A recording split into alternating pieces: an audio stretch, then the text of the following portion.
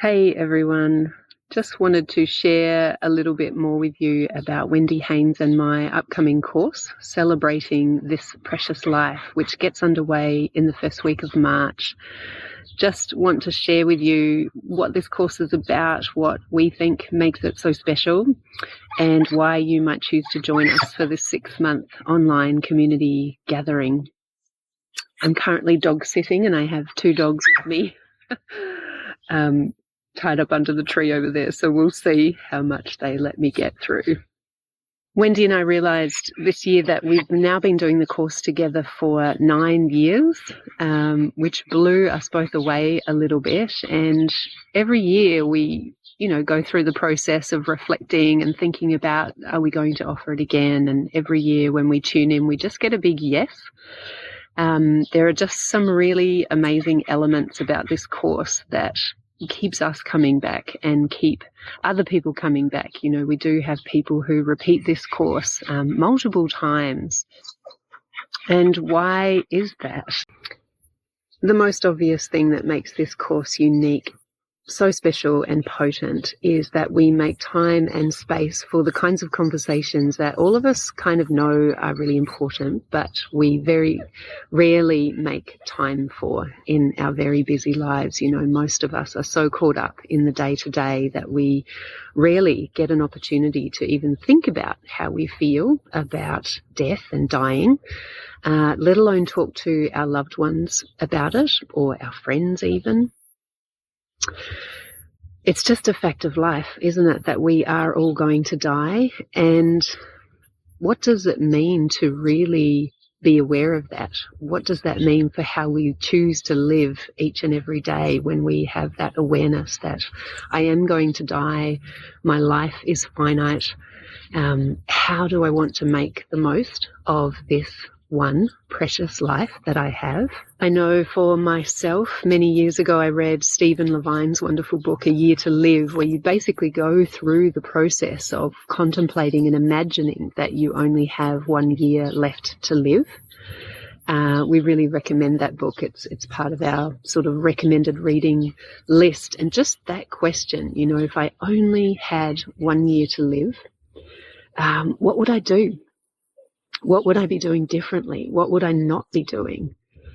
And I have found that really taking that question on as a kind of ongoing practice, it just clears things up so quickly, so immediately. You probably already get a sense of, oh yeah, if I only had a year to live, well, I wouldn't be doing that, and I wouldn't be wasting my energy on that, and I would be doing that. It just clarifies so quickly what is most important and what we want to give our energy to.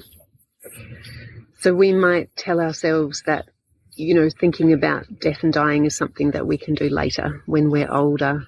But the fact is, we never know when we're going to die. I'm sure we all know people who've died young, middle-aged, elderly. It doesn't really matter. It is going to happen.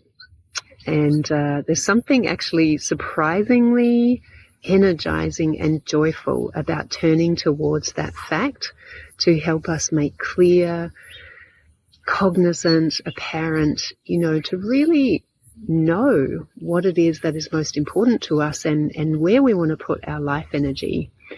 And so we have people doing this course of all ages. I think the youngest has been about 20, the oldest have been in their 80s.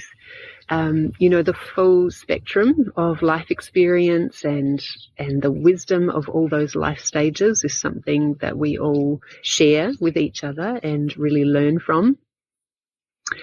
And it's just very clear that it's never too early, but it can be too late to think about these kinds of questions.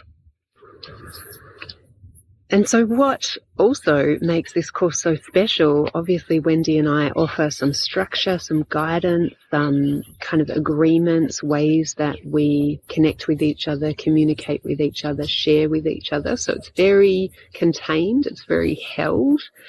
And what that does is create a really safe and open place for people to just feel free to explore, to question, to kind of wonder out loud.